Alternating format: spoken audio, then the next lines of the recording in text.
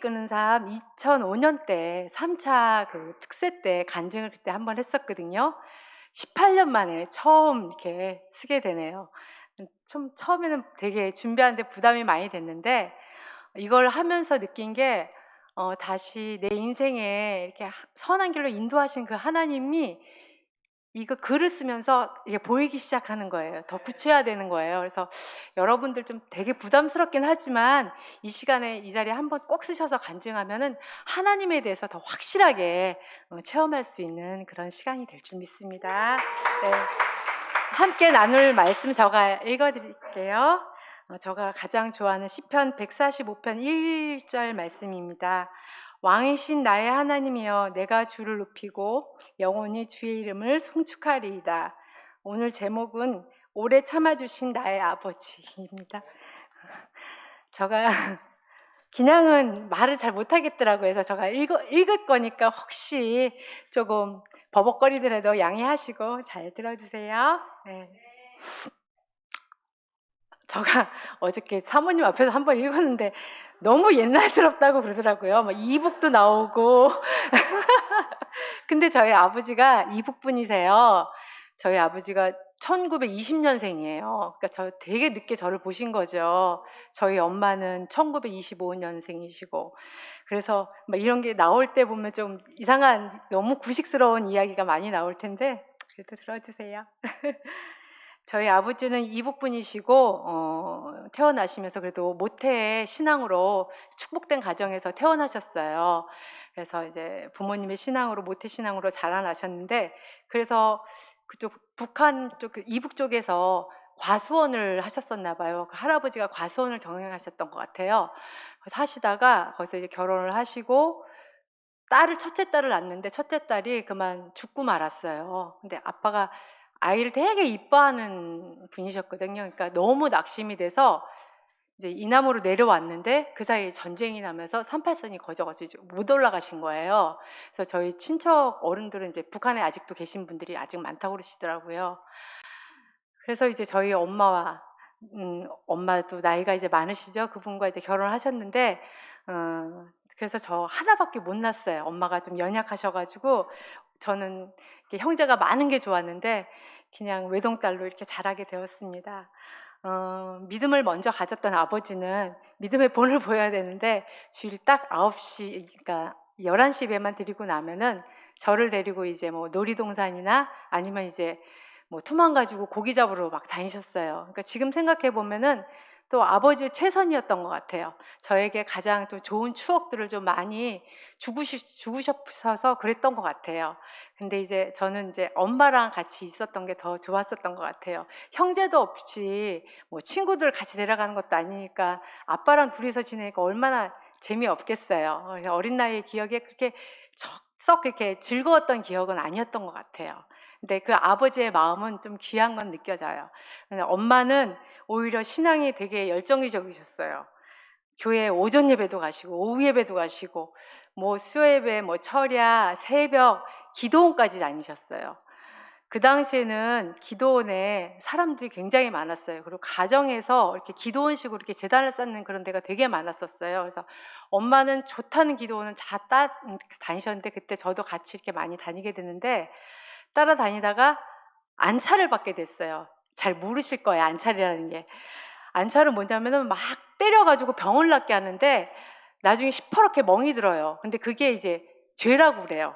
그러면 이제 병이 낫다고 그 당시에는 그랬어요. 근데 병이 낫는 체험도 있었고 그런 이제 뭐 신의의 은사나 예언의 은사 그런 집회들이 참 많았어요. 그래서 엄마도 이제 저가 거기 가서 이렇게 안차를 받기 원했던 거예요. 한 가은이 나이였던 것 같아요. 가은이 나이. 그때 그냥 가슴이 시퍼렇게 멍들도록 맞았거든요. 그다음부터는 이제 기도원에 대한 기억이 완전히 안 좋은 거예요. 그래서 엄마가 기도원 데려갈 때 막 피했던 것 같아요. 그래서 교회는 열심히 쫓아다녔고 그러면서 이제 지금 생각하니까 저가 좀 준우랑 약간 비슷한 그런 점이 있었던 것 같아요. 두 번의 사고가 있었는데 엄마가 이제 그 당시엔 저녁 예배가 진짜 저녁 예배였었어요. 예, 엄마는 예배 드리고 이제 너무 이제 오랜 시간이니까 저는 이제 막 교회가 그 당시에 좀 컸었거든요. 교회를 여기저기 다니다가 이제 졸려서 자버린 거예요. 엄마는 저가 이제 없어졌으니까 막 집에 갔는데 집에도 없고 막 찾아다니고, 근데 저는 이제 다른 공간에서 자다가 일어나니까 사찰 집사님이 그때 문을 잠가 버린 거예요. 그래 가지고 집에도 못 가고 막 그러고 있었어요. 근데 집에서는 난리가 났겠죠. 그런 에피소드도 지금 기억이 나고, 또 한 번은 엄마가 저를 기도원을 데려갔는데 저가 이제 하다가 지루하니까 이제 나와 버린 것 같아요.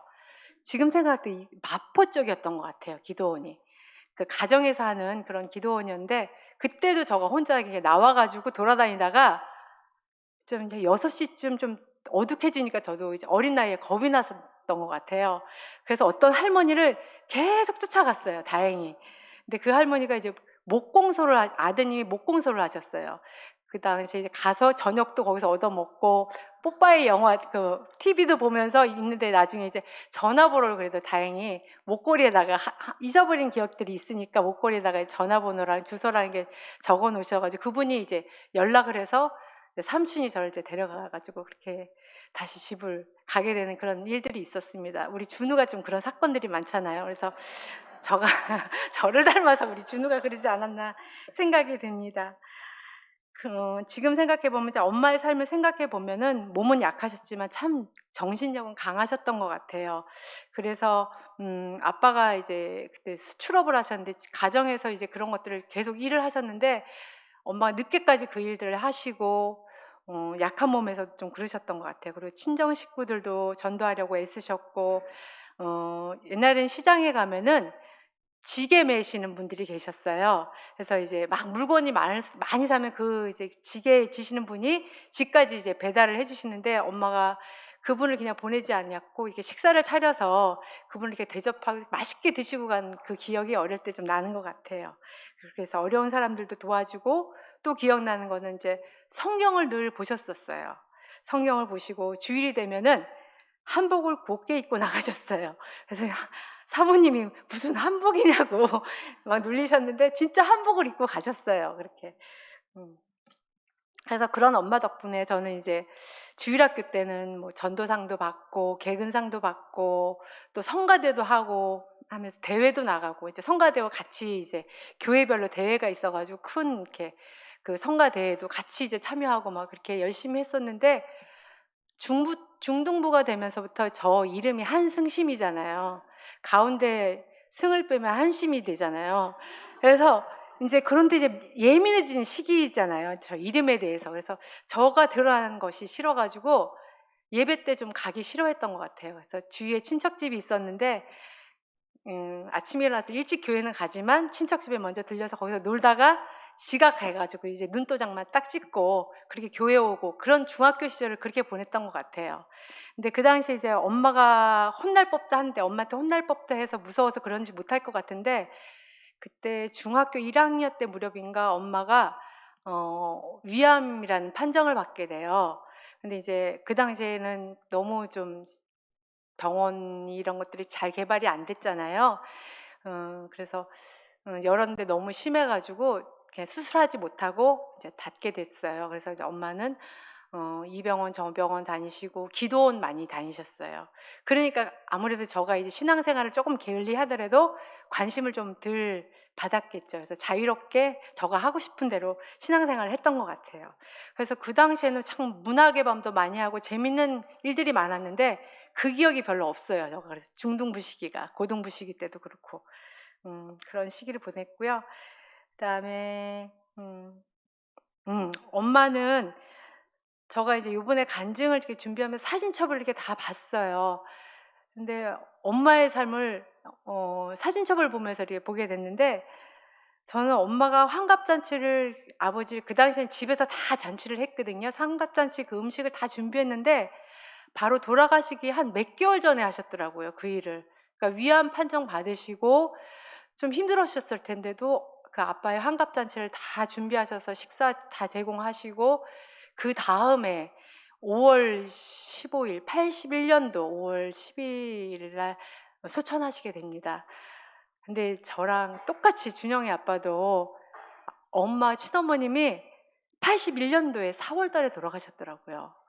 그래서 참 우리 두 부부는 하나님이 맺어준 인연 같아요. 딱 하나님이 보셨을 때 같은 슬픔을 가진 자녀들이었잖아요. 근데 참 잘 살아야 될 것 같아요. 그래서 진이 아빠한테도 이거 간증문 다 쓰고 나서 여보, 우리는 하나님 맺어주신 인연이야. 이럴 수가 없잖아. 그러니까 우리 앞으로 잘 살자. 그렇게 얘기는 했었습니다. 잘 살아요, 여보. 아. 그래서 엄마가 중3 때 그렇게 해서 이제 기도원에서 요양하시다가 다시 너무 심해지셔서 집에 오셔서 바로 이제 소천하시게 됩니다. 그때가 저 나이가 중3 때였던 것 같아요. 저가 코로나 후유증으로 코로나 때는 별로 안 아팠는데 코로나 끝나고 나서 위가 잘 작동이 안 되는 거예요. 음식을 먹어도 소화가 안 되고 소화제를 강력한 걸 먹어도 이 소화가 안 되고 그냥 거의 막 너무너무 힘들었었어요. 한 며칠 동안. 그때 이제 엄마를 생각하게 됐었어요. 엄마가 돌아가실 때 정말 많이 마르셨거든요. 못 드셨으니까. 그래서 엄마가 얼마나 힘들고 아팠을까. 그 당시에는 뭐 그 주사도 없었, 진통제도 제대로 된 마약 같은 것도 못 맞았잖아요. 그러니까 그걸 몸으로 다 고통을 느끼시면서 말라가면서 돌아가셨던 거예요. 그러니까 얼마나 많이 힘드셨을까 그런 생각이 듭니다. 저는 이제 외갓집에서 대가족으로 그래도 같이 지냈었어요. 근데 엄마의 죽음으로 이제 다 가족들이 뿔뿔이 이제 흩어지기 시작합니다. 저가 나름 서울 출생이 서울이에요. 그러니까 누가 보면 저가 저 두메산골 에서 태어난 줄 아는데 서울이라고 하면 다 놀라더라고요. 근데 저가 장충동에서 17년 동안 거기서 이렇게 살게 됩니다. 그 후에부터는 거의 1, 2년마다 이사를 하게 됩니다. 교회 생활도 고등학교 시기에는 그냥 고등부 예배를 드린 게 아니라 작년 예배에 가서 그냥 뒤에 가서 졸다가 오고 이제 그런 상태로 신앙생활을 했습니다. 아버지가 볼 때 좀 걱정이 되셨는지 청년 때에는 집과 멀었지만 친척분이 다니시는 교회에 출석하게 했습니다. 그래서 그곳에서 봉사생활 유치부 교사를 처음 하게 돼요. 칭찬도 해주시고 또 좋은 교사 선생님들이랑 교제도 나누고 청년 모임도 갖고 수련회도 가고 교회 생활이 점점 이제 재밌어지기 시작합니다. 그래서 제가 교회에서 교사 생활하면서 좀 느낀 게 뭐냐면은 모태신앙이라고 하지만은 진짜 신앙 지식이 깡통이었다는 거. 그러니까 지금도 교사 생활을 하면서 배우게 되지 교사를 안 하면은 진짜 성경 지식이 딱 거기서 머무는 것 같아요. 내가 전달을 해야 되니까 내가 알고 있어야지 전달하잖아요. 그래서 성경 지식, 하나님에 대해서 아는 지식들이 점점 쌓이게 되는 것 같아요. 여러분들 교사하세요. 교회 생활이 재밌어지면서 저의 모든 삶은 집, 교회, 직장이 되었습니다. 성산동으로 이사 온 후에도 저는 전에 다닌 광명시 교회로 출석하였고 아버지는 가까운 은자교회에 등록하고 이제 다니셨습니다. 그때 이제 친척분이 운영하시던 면허시험장에 우리 임성률 장로님을 주방장으로 모시게 되면서 저도 그쪽에 같이 출근하게 되었습니다. 그때 이제 저를 눈여겨 보셨던 원로 사모님과 이명자 권사님께서 지금의 우리 남편 다리를 놔주셔가지고 저가 이렇게 결혼을 하게 되었습니다. 아버지는 그 당시 이제 신앙은 이렇게 잊지 않으셨지만 남편이 그래도 안정된 그런 직업을 가지고 있으니까 참 남편을 마음에 들어 하시고 본인의 좀 할 도리를 다 했다 생각하셔서 되게 흐뭇해 하셨어요. 근데 결혼 후 친정아버지 같이 살았거든요. 네, 결혼 후 이제 친정아버지가 당뇨가 이제 심해지면서 결국 뇌경색으로 이제 거동도 잘 못하시다가 준영이 한 5살 때 다시 재발되어서 결혼 6년 만에 저희 아버지가 소천하시게 되고 시아버님은 그 전 2년 전에 시아버님도 위암으로 나중에 이제 그 장으로 다 퍼지셔가지고 이제 소천하시게 되었습니다. 지금 생각해 보면은 딸 하나에게 얼마나 많은 관심과 사랑과 자신의 전부를 주고 싶어하는 마음이 크셨는지 하나님에 대한 지식과 체험은 크지 않으셨지만 엄마는 저에게 예배와 성경 읽는 경건의 유산을 주셨고 아버지는 은자교회로 인도해 주셔서 사랑하는 남편과 보물들 준영, 준서, 준우 그리고 신앙과 성품이 좋으신 우리 시어머님을 선물로 받게 하셨으니 부모님은 딸을 위해서 최선을 다하셨고 아주 귀한 삶을 사셨다고 이 시간에 또 부모님께 감사한 마음을 드리겠습니다. 물론 부모님의 손길을 통해서 하나님께서 인도하신 것이죠. 그래서 첫 번째 대지는 부모님을 통해서 나를 인도하신 하나님이었고요. 이제 두 번째는 나를 오래 참아주신 하나님. 저가 제목으로 삼았던 건데요. 하나님 하면은 저는 어떤 분은 뭐 사랑의 하나님, 뭐 용서의 하나님 이렇게 했지만 저는 하나님 하면은 나를 오래 참아주신 하나님 그렇게 고백을 못 드리겠더라고요. 지금 생각해 보니까 모태신앙이라고 얘기는 했지만 하나님에 대해서 너무 잘 모르고 있었기 때문에 너무 철딱선이 없는 하나님 딸이었던 것 같아요. 남들이 볼 땐 여전히 신앙생활을 잘하는 것처럼 보였지만 하나님이 어떤 분이신지 알기보다는 그저 어려움이 닥칠 때 나의 필요한 것을 구하는 하나님으로 나를 위한 하나님을 찾을 때가 많았습니다.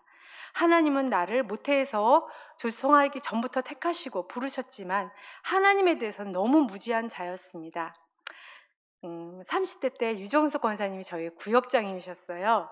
구역장님은 항상 구역 식구들한테 집밥을 해주셨어요. 가시면.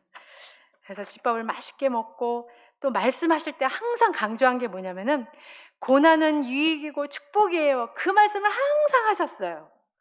근데 이제 저는 이제 속으로 그러니까 고난도 다 오픈하시면서 지금 생각하면 그걸 다 부끄러운 것도 있을 거 아니에요. 근데도 그거를 그냥 구역 식구들한테 그 하나님 증거하려고 다 오픈하셔서 다 증거하셨어요.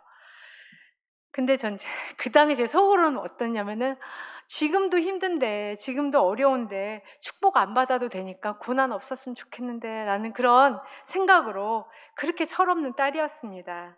그래서 고난을 통해 하나님이 얼마나 좋으신 분인지 체험하는 계기가 됨을 전하려고 하셨던 그 권사님의 의도를 제가 몰랐던 거죠.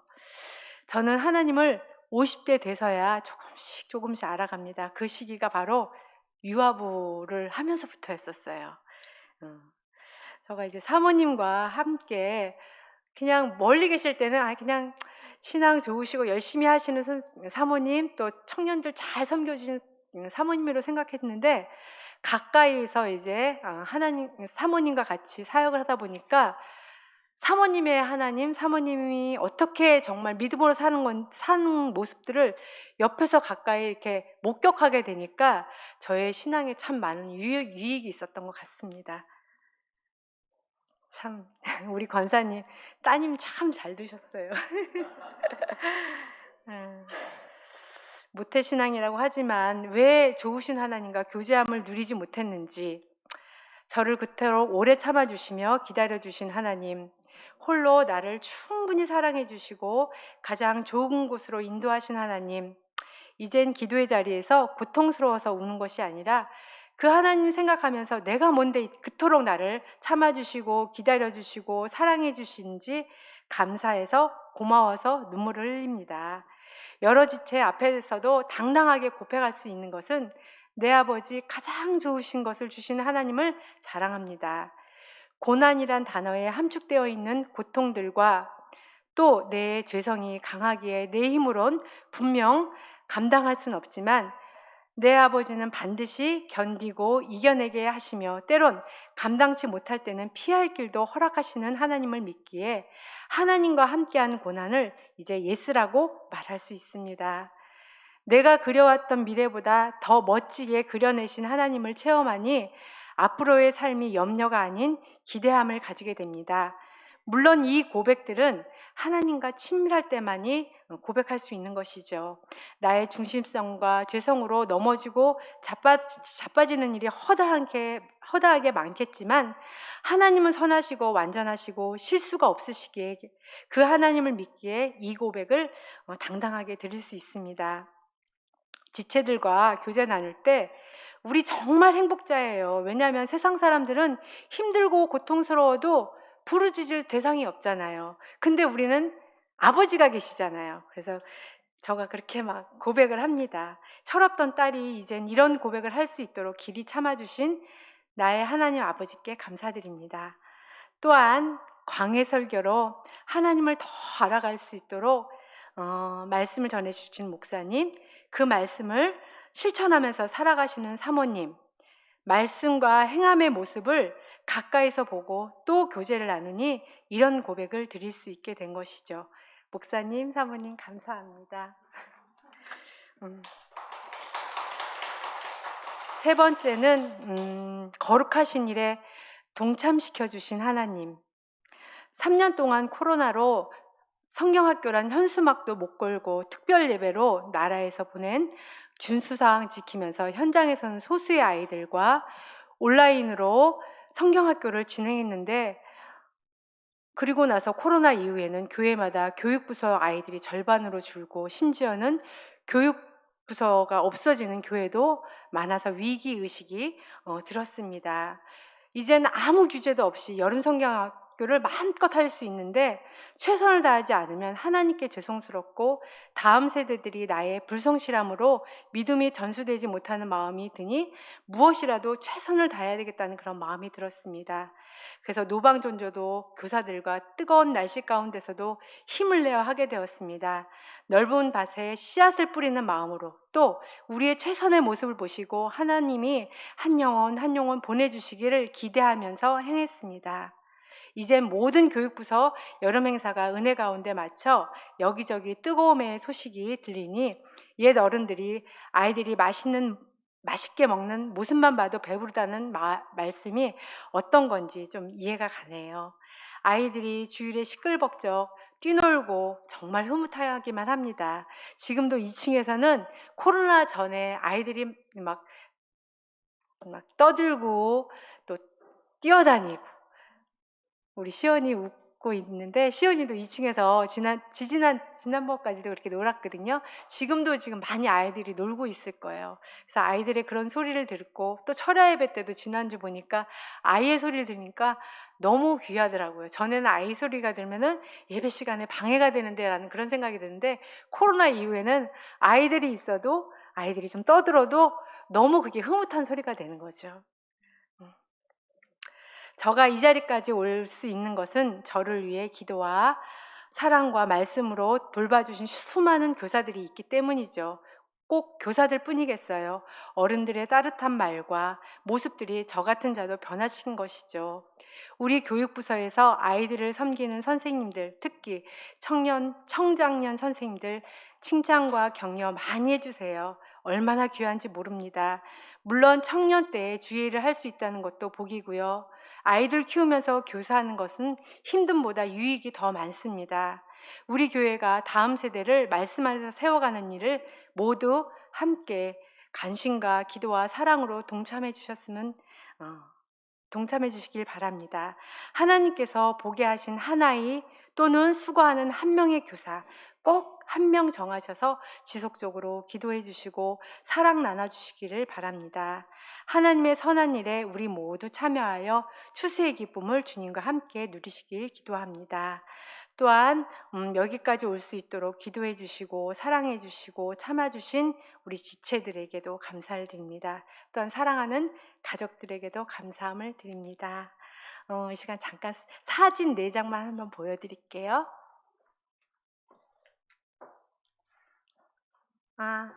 이건 그래도 최근에 우리 가족이 맛있는 점심 먹고 우리 어머님이랑 함께 가족 사진 찍은 겁니다.